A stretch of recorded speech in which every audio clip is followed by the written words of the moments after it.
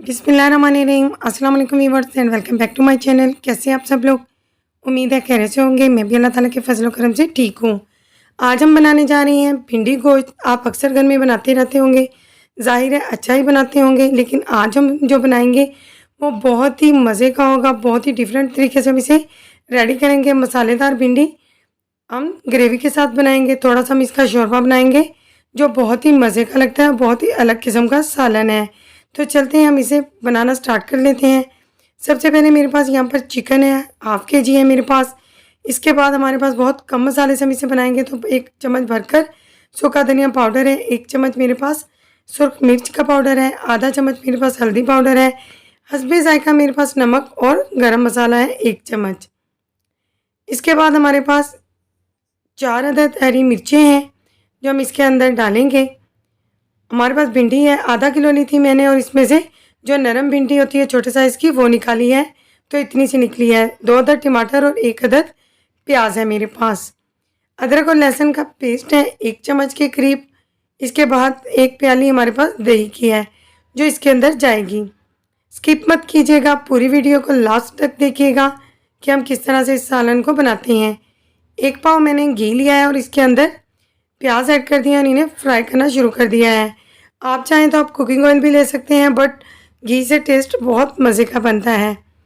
अच्छी तरह से प्याज जब ब्राउन हो जाए इस तरह से, तो हम इसमें अदरक और लहसुन का पेस्ट ऐड कर देंगे। बहुत ही फाइनली मैंने इसको पीसा है, दरदरा नहीं पीसा, क्योंकि हमने थोड़ी सी ग्रेवी बनानी है, तो खड़ा खड़ा जो अदरक लहसुन है वो अच्छा नहीं लगता।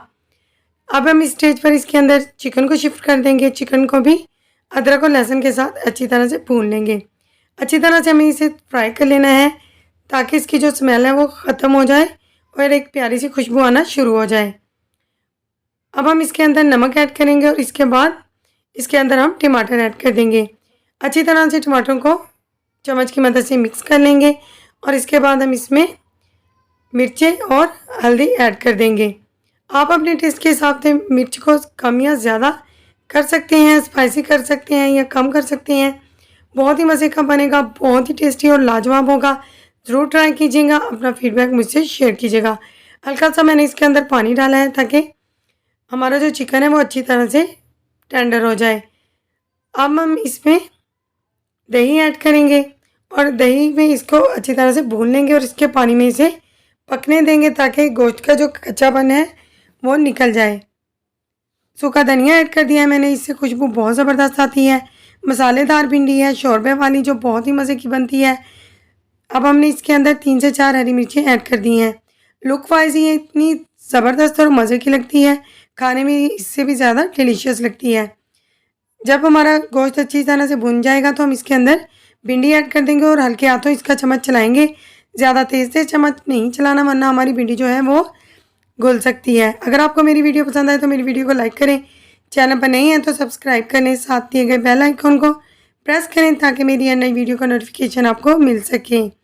2 मिनट के लिए ही बस हमने इसको भूनना है, ज़्यादा देर तक हमने इसको नहीं भूनना, वरना ये गल जाएगी और इसकी जो शक्ल है वो ख़राब हो सकती है। बैठी बैठी हमने इसे नहीं बनाना, बिल्कुल फ्रेश लुक रखना है इसका। अब हम इसमें 1 गिलास के करीब पानी ऐड करेंगे। ज़्यादा पानी ऐड नहीं करना, पतले वाला शोरबा हमने नहीं बनाना।